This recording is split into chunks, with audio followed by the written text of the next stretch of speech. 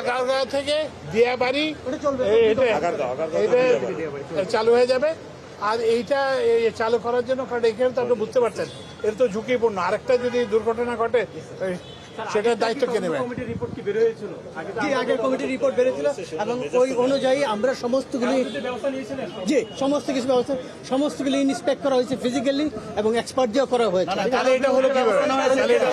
কারো বিরুদ্ধে ব্যবস্থা নেওয়া হয়েছে আগের ঘটনার পরে। আগে বলা হয়েছিল যে এটা যখন ডিএনপি পিরিয়ড ছিল, এটা আমাদের ডিফেক্টস লাইবিলিটি পিরিয়ড ছিল, ওটা সঠিক করার সুযোগ দেওয়া হয়েছে তাদেরকে, তারা ওটা করেছে। ঠিক আছে,